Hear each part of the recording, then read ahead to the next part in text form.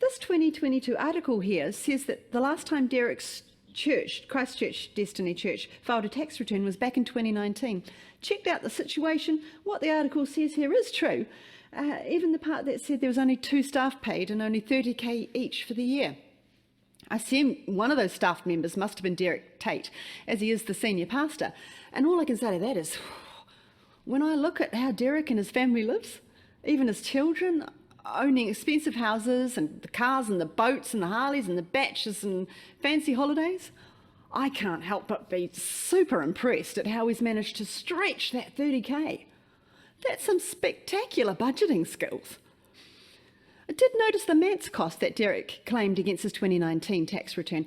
That's traditionally been for the rental cost of the old clergy house associated with a church. Could this be the reason that Derek's house is owned on paper by his son? So that he can then claim he's renting from his son and therefore claim a bit of a tax kickback?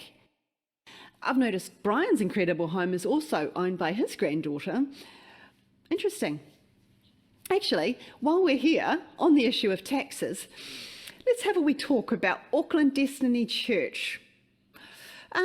You may have seen a quiet little article in stuff.co in February 22 telling us that many Destiny churches, including the one in Auckland, have lost their charitable trust status. This is a big deal for Destiny. You know, they've always been funded mainly by donations. Well, up until recently, in my opinion. And those donations are far easier to garner from the public if they know that they'll receive a donations rebate because it's made to a registered charity. And of course, there's all the other tax exemption perks associated with being a registered charity.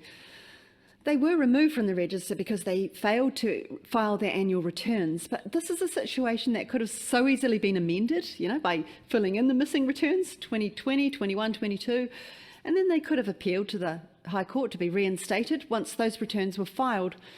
But although the church did petition to be reinstated, they still haven't filed those returns. The church spokeswoman, Anne Williamson, is reported as declining to explain in this same lonely little article from February 22.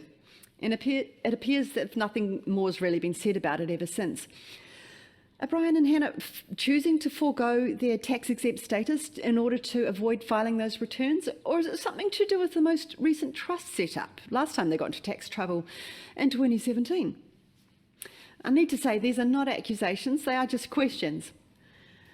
Destiny Auckland declared $2.6 million in donations in 2019, but Charity Service explains that that still resulted in the church running at a loss that year. So it's only reasonable to ask Brian, if the financial situation is truly that dire, how are the multiple world trips and how's it all being paid for?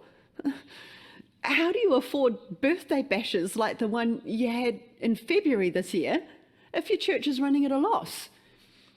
You won't disclose your earnings, but it doesn't look like you're struggling to make ends meet.